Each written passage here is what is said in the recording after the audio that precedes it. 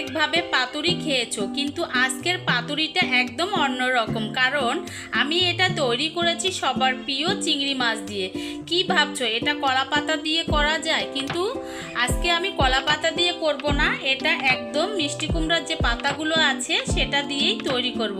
আজকের এই পুরো রেসিপিটা আমি বানিয়েছি একদম সতেজ কুমড়ো পাতা দিয়ে। আর এই পাতুরি আসল জাদু লুকিয়ে আছে এর মশলায়। এটার ভেতরে আমি একটা সিক্রেট মশলা ব্যবহার করেছি, যা এর স্বাদকে নিয়ে যাবে অন্য মাত্রায়। তোমরা চাইলে এই পাতুরিটা ডাল দিয়ে কিংবা যে কোনো ধরনের মাছ দিয়েও তৈরি করে খেতে পারো, তবে মশলাগুলো কিন্তু সেমই থাকবে। তবে সত্যি বলতে কুমড়ো পাতা চিংড়ি মাছের পাতুরির স্বাদ কিন্তু একেবারেই অন্যরকম আর অতুলনীয়। ধোয়া ওঠা গরম ভাতের সাথে এই পাতুরিটা পরিবেশন করলে আর কিচ্ছু লাগবে না, এক থালা ভাত নিমেষেই শেষ হয়ে যাবে। তো চলো বন্ধুরা, কিভাবে এই পাতুরিটা তৈরি করে দেখে নেওয়া যাক। হ্যালো এভরিওয়ান, আসসালামু আলাইকুম, welcome back to my channel Zakia's cooking blog থেকে আরও একটি নতুন রেসিপি দেখার জন্য সবাইকে স্বাগতম। এই তো কথা বলতে বলতে আমি কিন্তু কুমড়োর লতা থেকে বেছে বেছে বড় সাইজের যে মিষ্টি কুমড়া পাতাগুলো ছিল সেগুলো কিন্তু আমি বেছে নিয়েছি, আর নর্মাল পানি দিয়ে সুন্দর করে ধুয়ে নিয়েছি অফ ক্যামেরা। আর এখানে 1 চা চামচের মতো লবণ দিয়ে গরম পানি দিয়ে ভালোভাবে পাতাগুলো আমি ধুয়ে নেব। যেহেতু কুমড়ো পাতা একটু খসখসা ভাব থাকে, সেই ক্ষেত্রে এখানে একটু গরম পানি আর লবণ দিয়ে যদি ধুয়ে নেওয়া যায় তাহলে কিন্তু সেই খসখসা ভাবটা থাকে না। তো 1 মিনিটের মতো আমি গরম পানির মধ্যে এভাবে চুবিয়ে নিব আর পাতা থেকে সুন্দর করে পানি ঝরিয়ে নিব। আর এই পাতুরিটা তৈরি করার জন্য এখানে আমি দেশি যে চিংড়িগুলো আছে, ছোট ছোট গুঁড়ো চিংড়ি, সেগুলোই নিয়েছি। তোমরা চাইলে কিন্তু এখানে বড় চিংড়িও ব্যবহার করতে পারো। সেই ক্ষেত্রে এখানে কিন্তু চিংড়িগুলো ছোট ছোট টুকরো করে কেটে নিতে হবে। আর এই ছোট চিংড়ি দিয়ে করলে এটার স্বাদ কিন্তু দ্বিগুণ বেড়ে যাবে। যেহেতু এটা দেশি ছোট চিংড়ি, এটার ফ্লেভারই অন্যরকম আর খুবই স্বাদের। তো দেখো, আমি চিংড়ি মাছের যে উপরের খোসা মানে মাথার কাছে যে ময়লাগুলো আছে সেগুলো কিন্তু ফেলে দিচ্ছি। আর এটা কিন্তু বেশি ফেলা লাগবে না, গুঁড়ো চিংড়িতে কিন্তু ওরকম শক্ত খোসা থাকে না, একদম নরম থাকে। তো একটু উপরে যে চিংড়ি মাছের লম্বা লম্বা রশির মতো থাকে সেগুলোই জাস্ট ফেলে দিব। তো দেখো, আমি চিংড়ি মাছগুলো অফ ক্যামেরায় কেটে নিয়েছি। আর এদিকে এই যে নারকেল বাটা, এটা কিন্তু এই চিংড়ি ভাপার মূল উপাদান। এটা দিলে কিন্তু এই চিংড়ি ভাপাটা কিন্তু অনেক অনেক মজার হয়। মিষ্টি কুমড়া পাতা দিয়ে এরকম নারকেল বাটা দিয়ে চিংড়ি ভাপা করলে যে এতটা মজাদার হয়, না বানালে বুঝতেই পারবে না। তো দেখো, এখানে কিন্তু আমি 2 টেবিল চামচের মতো মানে নারকেল নিয়েছি। এটা আমার ফ্রিজে ছিল, তাই একটু নরম নরম ছিল, তো বেটে নিয়েছি। এখানে কোনো পানি ব্যবহার করা লাগে নাই। আর এখানে বড় সাইজের একটা পেঁয়াজ কুচি বেটে নিলাম, আর এখানে কয়েক টুকরো আদা নিয়ে নিলাম। তো দেখো, আর দিয়ে দিলাম জিরা, 1 চা চামচের জিরা মতো। তোমরা চাইলে ব্লেন্ডারে ব্লেন্ড করে নিতে পারো, আমি শিলপাটায় কিন্তু বেটে নিয়েছি। আর শিলপাটার মশলা বাটার স্বাদই আলাদা, খুবই সুন্দর একটা ফ্লেভার বের হয়। আর সবসময় চেষ্টা করবে যে সাথে সাথে যে মশলাটা তৈরি করে এই ভাপা তৈরি করা যায়, তাহলে কিন্তু খেতে অনেক ভালো লাগে। তো দেখো, শিলপাটায় আমি জিরা এবং আদাগুলো একদম ফিনিশ করে বেটে নিব। তো বন্ধুরা, ভিডিওটি দেখতে দেখতে যারা এখনও একটা লাইক দাও নাই, বন্ধুরা আমাকে একটা লাইক দিয়ে আমার পাশে থাকবে। আর নতুন যারা বন্ধুরা আমার চ্যানেলে নতুন জয়েন হয়েছো, আমার ভিডিও যদি ভালো লেগে থাকে, ভালোবেসে চাইলে আমার চ্যানেলটি সাবস্ক্রাইব করে আমার পাশে থাকতে পারো এবং পাশে থাকা বেল আইকনটি অন করে রাখতে পারো, যাতে এরকম নিত্য নতুন ভিডিও আপলোড দেওয়ার সঙ্গে সঙ্গে তোমাদের কাছে পৌঁছে যাবে।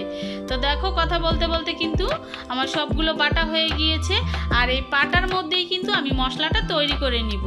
তো এখন যে মশলাগুলো দিব সেটা হলো, আমি যে চিংড়ি মাছগুলো কেটে নিয়েছিলাম সেই চিংড়ি মাছগুলো এর মধ্যে দিয়ে দিব। নর্মাল পানি দিয়ে কয়েকবার ধুয়ে নিয়েছি এবং পানি ঝরিয়ে নিয়েছি। আর এখানে দিয়ে দিলাম 4-5টা কাঁচামরিচ কুচি, আর এখানে আরও দিয়ে দিলাম 3টা বড় সাইজের পেঁয়াজ কুচি। তারপরে দিয়ে দিব স্বাদ মতো লবণ। এখন দিয়ে দিব 1 চা চামচের মতো হলুদের গুঁড়ো, 1 চা চামচের মতো মরিচের গুঁড়ো। তো যেহেতু এটা আমি ঝাল ঝাল পাতুরি করব, সেই ক্ষেত্রে এখানে 2টো ধরনের মরিচই ব্যবহার করলাম, কাঁচা মরিচ আর শুকনো মরিচ। তো কাঁচা মরিচে কিন্তু এই পাতুরিটার স্বাদ বাড়িয়ে দিবে, সেক্ষেত্রে এখানে কাঁচা মরিচটা অ্যাড করলে অনেক ভালো হবে। তো আর দিয়ে দিলাম 2 টেবিল চামচের মতো সরিষার তেল। সবগুলো উপকরণ একসাথে হাত দিয়ে ভালোভাবে মাখিয়ে নিতে হবে। তো সাবধানভাবে মাখাতে হবে, যেহেতু এখানে চিংড়ি মাছ আছে, হয়তোবা কাটা থাকতে পারে, সেক্ষেত্রে কিন্তু একটু ভালোভাবে মাখিয়ে নিতে হবে। তো দেখো কিছু সময় ধরে মাখিয়ে নিয়েছি আর কতটা সুন্দর হয়েছে, লোভনীয় কালার।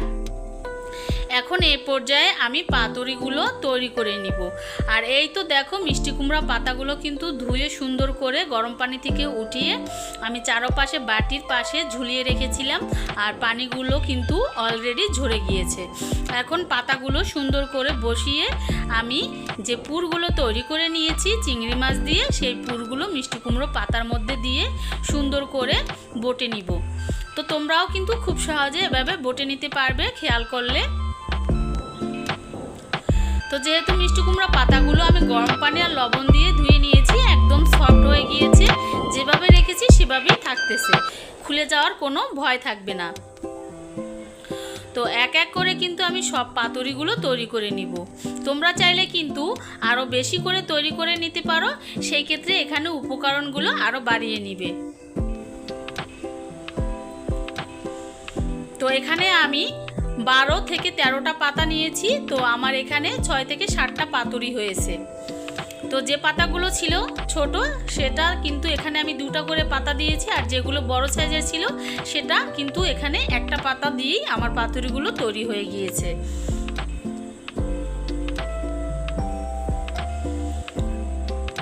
তো বন্ধুরা তোমরা কিন্তু এই পাতুরিগুলো ডাল কিংবা যে কোনো মাছ দিয়ে এই পাতুরিটা তৈরি করে নিতে পারো, স্বাদ কিন্তু একই থাকবে।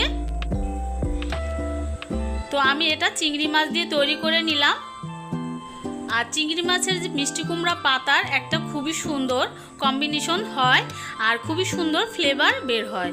তো দেখো এক এক করে কিন্তু সবগুলো পাতুরি আমি তৈরি করে নিয়েছি। এখানে আমার 7টা পাতুরি হয়েছে। তো এই পর্যায়ে পাতুরিগুলো আমি ভেজে নিব। তো চলো বন্ধুরা কিভাবে ভাজি দেখা যাক। এখানে আমি 2 টেবিল চামচের মতো সরিষার তেল দিয়ে দিলাম। সরিষার তেলটা একটু গরম করে নিতে হবে, একদম হাই হিট করে গরম করার দরকার নাই, মিডিয়াম আঁচ করে গরম করে নিলেই হবে। তো এখন এক এক করে তেলের মধ্যে আমি পাতুরিগুলো ছেড়ে দিব। আর অবশ্যই এই পাতুরিটা সরিষার তেল দিয়ে করবে, তাহলে কিন্তু খেতে অনেক অনেক ভালো লাগবে আর খুবই সুন্দর একটা ফ্লেভার হবে। তো দেখো সবগুলো পাতুরি কিন্তু আমি একটা প্যানের মধ্যে বসিয়ে দিয়েছি। এখন ঢাকনা দিয়ে ঢেকে একদম লো আঁচে রান্না করে নিতে হবে। হাই হিট করে রান্না করা যাবে না, তাহলে কিন্তু ভিতরের যে মাছ মশলা এগুলো সিদ্ধ হবে না। সেই ক্ষেত্রে এখানে কিন্তু একদম লো আঁচ করে রান্না করতে হবে। তো আমার এই পাতুরিটা তৈরি করতে প্রায় 15 মিনিট লেগেছে। তো দেখো সরিষার তেলের যে একটা ফেনা ভাব সেটা কিন্তু চলে এসেছে, আর কতটা লোভনীয় লাগতেছে দেখতে। তো এই পাশটা হয়ে গিয়েছে কিনা একটু দেখে নিলাম। তো বন্ধুরা দেখো এই পাশটা কিন্তু হয়ে গিয়েছে। আমি একটা স্প্যাচুলার সাহায্যে আর একটা খুন্তির সাহায্যে কিন্তু সাপোর্ট করে তুলে নিচ্ছি। আর সাবধানভাবে তুলে নিতে হবে, যেহেতু এখানে আমি কোনো রশি কিংবা কোনো কাঠি দিয়ে আটকে দেই নাই। তো আস্তে আস্তে করে কিন্তু উল্টিয়ে নিতে হবে। আর এগুলো কিন্তু ভাজতে ভাজতে এটা কিন্তু অলরেডি একটু শক্ত ভাব হয়ে যাবে, আর ভিতরের মাছগুলো মশলাগুলো কিন্তু খুব সুন্দর সেদ্ধ হয়ে যাবে। তো আবারও ঢাকনা দিয়ে ঢেকে আরও কিছু সময় ধরে জাল করে নিতে হবে। আর চিংড়ি মাছের যে একটা ফ্লেভার নারিকেলের, সেটা কিন্তু অলরেডি বের হয়ে গেছে। আর কতটা যে লোভনীয় লাগতেছে, মনে চাচ্ছে যে এখনই খেতে বসে যাই। তো দেখো আমার পাতুরিগুলো কিন্তু তৈরি হয়ে গিয়েছে। 15 মিনিটের মতো জাল করে নিয়েছি, আর এক এক করে কিন্তু আমি প্লেটের মধ্যে তুলে নিচ্ছি। তো এগুলো কিন্তু এখন প্লেটের মধ্যে তুলে গরম গরম ভাতের সাথে কিন্তু দুপুরের জন্য পরিবেশন করব। তো দেখো বন্ধুরা কতটা লোভনীয় হয়েছে দেখতে, আর খুব সহজেই এই চিংড়ি মাছের পাতুরিটা তৈরি করে নেওয়া যায় অল্প কিছু উপকরণ দিয়ে। তো চলো গরম গরম ভাতের সাথে পরিবেশন করে ফেলি। কতটা লোভনীয় হয়েছে দেখতে, আর খেতে যে এতটা মজাদার হয়েছিল বলার মতো নয়। ধোয়া ওটা গরম ভাতের সাথে এই পাতুরিটা পরিবেশন করলে আর কিচ্ছু লাগবে না, এক থালা ভাত নিমেষেই শেষ হয়ে যাবে। এই দারুণ রেসিপিটা কেমন হয়েছে অবশ্যই কমেন্টের মাধ্যমে জানাবে, আর ভালো লাগলে আমার চ্যানেলটি সাবস্ক্রাইব করে পাশে থাকবে, আর তোমাদের আত্মীয় স্বজনদের কাছে আমার ভিডিওটি শেয়ার করে দেবে। তো এতটা মজাদার হয়েছিল বলার মতো নয়। আমি কিন্তু গরম গরম ভাতের সাথে খেয়ে নিয়েছি, আর এক টুকরো লেবুও নিয়েছি। তো আজ এই পর্যন্তই, সবাই ভালো থাকো, সুস্থ থাকে এই কামনা করি। আল্লাহ হাফেজ, আসসালামু আলাইকুম।